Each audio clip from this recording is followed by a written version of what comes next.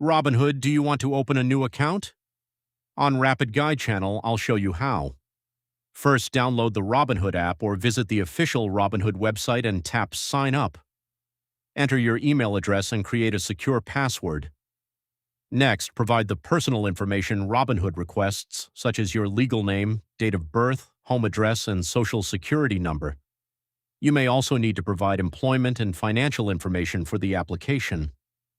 Follow the instructions to verify your identity, review your information carefully, and submit your application.